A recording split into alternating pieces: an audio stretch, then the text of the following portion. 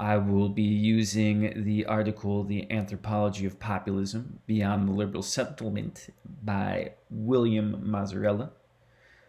This is a relatively new article that is reacting to the most recent turn or the recent reemergence of populist discourse in the United States, specifically Donald Trump, and it is asking how anthropologists should react and how have they reacted to other political regimes that might be associated with populism.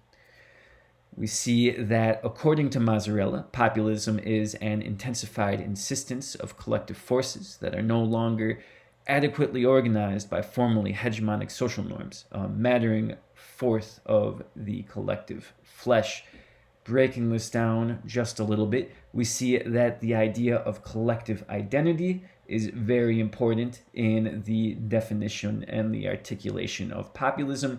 The idea that a collective identity, a collective community of individuals is gathering to achieve a political action. We also see that there is an opposition to formally hegemonic social norms. Paraphrasing the idea of a hegemonic social norm, we can see that there is an opposition to elite norms, elite standards, elite ideologies, elite influences on the everyday life of working class or middle class individuals. And then, mattering forth of the collective flesh, we see that there is a visibility to the expressions of populist ideology and populist expression. There is a thinly centered ideology, and by this Mazzarella means that there is not necessarily a written down, clearly defined philosophical approach to populism. Rather, it is an approach that is trying to find the common ground among a diverse group of individuals. It's trying to invent a category among specific individuals who share possibly a class identity, possibly a religious or a caste identity, depending on the region. So the ideology is not that strong, but there is still this idea that you can disguise the collective experiences of individuals behind a veneer of ideology, centrist ideology. So neither left nor right, neither conservative nor liberal, neither communist or fascist. You have this idea that there is a center ground that can achieve some form of common good. There's also a effective reaction to exclusionary institutions.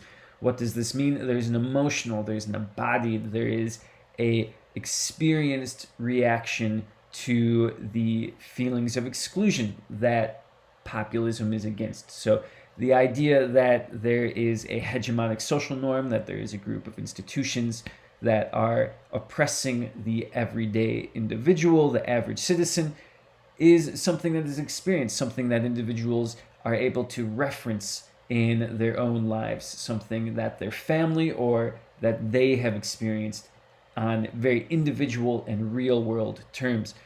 We also see a very basic reduction of political debates to the dichotomy of us versus them. So this is probably the closest thing that an ideological populism has, is the idea that it works towards defining a community and then defining the opposite of that community. So if we are Americans or we are English or we are Brazilians, the opposite of that has to be wrong. The opposite of that has to be something that we are going to fight against. We have to fight for the interests of our community and individuals from our background, and we should oppose the interests of those who are seeking to oppress people from our background.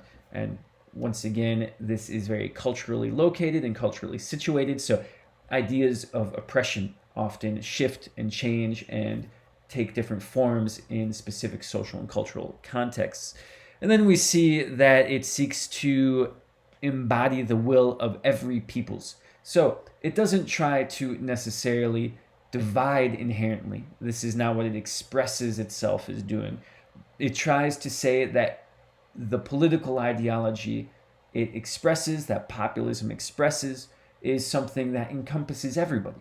It's even though there's an us versus them mentality, that the benefits of this philosophy can be expended and extended to everyday individuals.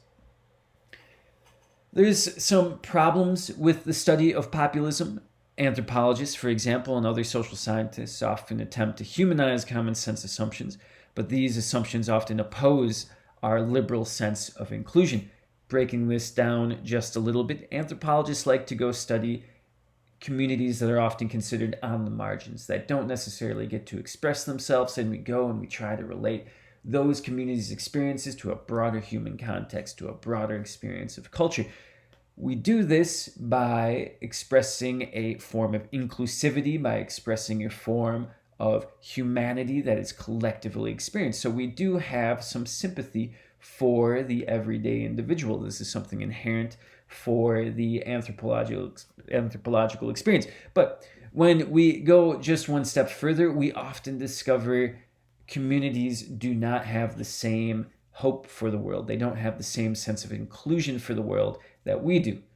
This often produces a paradox, a quagmire. This often suggests that we are often meant to represent individuals that we personally and ideologically and professionally do not agree with. So there's a paradox here in our study of populism. We try to humanize people that seek to dehumanize others. What is populism not? And this is coming directly from Mazzarella. It is not inherently undemocratic. There might be democratic functions to populism, even though it tries to establish an us versus them mentality. By being inclusive, it often tries to operate under democratic principles. We've seen some examples of populism that often turn incredibly exclusionary, especially when it comes to marginalized communities who don't fit into the populist ideology of the us. We see that the other, that the people who are represented as the them in this us versus them dichotomy often are victims and often are persecuted by the populist masses. So we have the idea that there is a problematic dichotomy there. It often appears like they're not democratic, but often we see that populism is operating within the democratic principles of inclusion and representation and votes in a more practical sense. We can also see that populism is not reducible to a charismatic leader. And if we look at the screen right now, these are a line of Nazi soldiers, and covered up by the graphic is Adolf Hitler, probably the quintessential charismatic leader when we talk about populist movements. He was someone who was able to unite a large group of Germans behind him.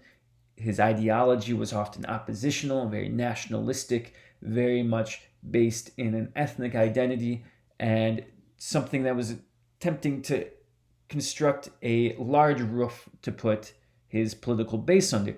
The ideology was pretty slim beyond that. We see that there was these representational politics, these very much populist representational politics, but we don't really see strong political ideology and philosophy beyond that. It was often opposed to that ideology that was seen as elitist, that was seen as bourgeois, that was seen as communist, that was seen as something that was opposing the German philosophical tradition or German cultural tradition. And then we can also see that populism is not aligned with any particular economic program. It is neither fascist nor communist nor capitalist. Every single form of market economic philosophy can be harnessed by populist rhetoric. What are some historical examples? Mazzarella cites the Russian Narodnik. Sorry, my pronunciation is probably really bad with that, but this was a movement that took place before the Communist Revolution in 1917 in Russia. This was a growing middle class in Russia that was often college educated and literate and capable of sharing their philosophies with other Russians. And so you see this idea, a nationalist movement coming up, something that was often a middle class movement that was against the authority of the czar and the royalty. So once again, the working classes, the average classes, a more popular idea of class against the Russian elite. This eventually did lead to the communist revolution, the Soviet revolution in Russia, and we can see also some philosophies and some different ideologies being expressed in modern day Russian populism.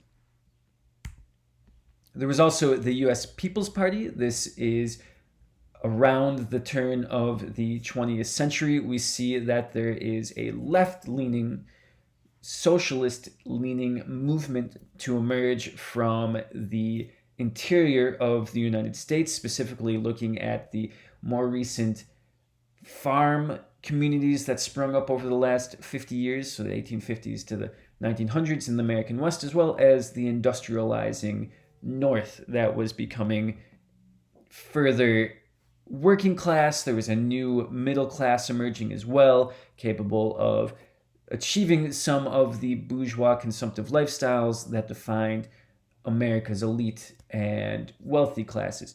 This was something, a movement that was relatively popular. It was trying to get rid of some economic conditions that were seen as exploiting farmers, specifically the use of gold and the use of silver to base the currency on, and also some forms of tariffs and the protection of specific foreign industries was seen as a negative in this. Williams Jennings Bryan, the person who is being presented here on this campaign poster, ran for president. He never got to be president, if you look at the history, if you memorized your presidents in high school, but he had a major impact on American political thought for an extended period of time, principally based off of his ability to develop popular connections with individuals beyond party machines, basing an ideology of nationalism, of working classness, of the farmer and the rural worker, bridging all those individuals together under a common roof to challenge East Coast elites and to challenge the entrenched political elites in the United States at the time. In Brazil, where I have conducted research during times of populist movements, we see that there was also several waves of populism in Brazil. Here we have an image produced by the government of Getúlio Vargas, who was throughout Brazil's history, either a dictator or an elected president, depending on what era you referred to, but he tried to develop a national identity in Brazil, specifically in the 1930s and 40s, in his political movement O Estado Novo, the new state. He tried to really come up with a broader Brazilian identity based off of not only a more urbanizing population, but also a population of first and second generation European immigrants that were producing and creating a new form of Western identity within Brazil, a tropical identity in Brazil. The most common philosophy that's associated with Brazilian populism of this time is the philosophy of racial democracy, more or less the idea that Brazil has been able to avoid a lot of the racial problems that were seen in the United States, some of the forms of racial exclusion that were seen in Europe, some of the negative aspects of colonialism throughout the world, European colonialism throughout the world, by intermarrying, by becoming a racially harmonious society. So race was not a negative factor, did not cause as much strife, and because of that, Brazil should be able to form a stronger identity, work towards a common good that benefits individuals both economically, politically, and socially. Obviously, this ideology, beyond its face value, is rather problematic. Brazil has had a history of slavery. If you go to Brazil nowadays, you'll see that racism is very much prevalent, not only in direct everyday interactions with individuals, treating people of color negatively, but also in the broader forms of segregation and isolation and exclusion that take place in everyday urban settings, specifically the favelas, the shanty towns, are concrete examples of how a racial democracy was never fully achieved. Afro-Brazilian shanty towns are incredibly segregated and have a very different way of life than the typically white and European descendant wealthy and elite areas in other parts of Brazil. We see that modern populism often reflects many of the same qualities as these more historical forms. Here I have a picture of Donald Trump here. He is working a rally. He's got a hard hat on. He's trying to show that he's working class. He is a really good example of modern day populism. There's also dozens of other examples. There's been sort of a populist wave since the 2010s that has dominated much of the world, and we can discuss it in many different ways. Brexit is one example that has been pretty tumultuous in the last decade. We also see places in the non-Western world being influenced by populism as well. So what can we see in terms of modern populism? We can say that it is against liberal and globalist ideas. It's trying to refocus on the idea of nations, on nationalism, on national identity that was really harvested and harnessed during the turn of the century, 100 years earlier. We see that there is a continued critique of civil society. Both the liberal elite and the conservative elite are becoming further demonized for many different reasons. If you look at global inequality, it has definitively grown in the last 100 years. So the rich keep on getting richer. Maybe the poor are getting slightly wealthier, but wealthy is a very kind euphemistic term. It is often getting slightly less poor. There has been political opposition to this in many different ways. If you go to a left-leaning country, you often see that populism swings against this form of civil society exclusion by going a little right. Same thing goes for right-leaning countries. We see that there has been an increased level of socialism, but it always sort of stays in the middle. It always tries to be a little unoffensive when it comes to the practical economic aspects of it. What does modern populism do? And this is coming directly from Mazzarella again. It acts as a way to oppose the very modesty of the modern state. So if we think about some traditional politician that knows how to say everything right and everything correct, and then we think about Donald Trump, we see two very big contrasts. Donald Trump is not a overly academic and overly articulate person. He often says expressly what he means. He often chooses to fight people and insult people instead of trying to convince them not to oppose him. There is very much a lack of self-control expressed by Donald Trump. And this is something that has led to his popularity among the working classes in America, specifically the white working classes. He is expressing some thoughts and some ideas, and he's taking actions that they identify with, that they use and they reproduce in their everyday lives. So modern populism opposes a liberal ethic of self-control and deferred gratification. So that ethic of being quiet, taking patience, and waiting for the positive result to mature. There is a return to blood and soil politics. What does this mean? This means that there is a political movement that tries to harness the hard work of working class and middle class individuals into a political identity. Often this work is assigned to machines, to factories, to fixed locations of work. So in that way too, you see that populists are attempting to stabilize the labor markets in many ways, especially among the working classes. So this working class guy in a hard hat can say that his job is secure. He does not have to have this constant precarity, this constant uncertainty. He is able to work the soil. He's able to work the machine And that is how he is going to help construct his identity in his community and how he's going to relate to the rest of society. We see that there is continued threats from outsiders, the us versus them type of language.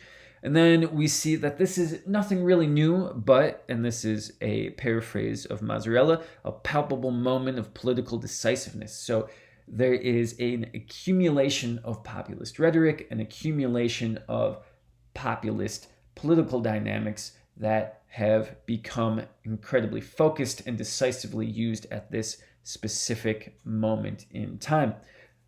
One way we can see a populist identity being discussed in the United States is blue collar America or blue collar American. This is the idea that you wear a blue collar, you're working class, you're not management, you might belong to a union, you use your hands to make your money, and you go home and you want to have a mortgage, you want to have 2 cars in the garage, you want to be able to send your kids off to college so they can go and work hard themselves. This is a very populist ideology. This is something that takes away a lot of the more complex political and ideological discussions and really focuses on the day-to-day realities of Americans. This is incredibly difficult to articulate if you're a politician. Politicians always try to do this.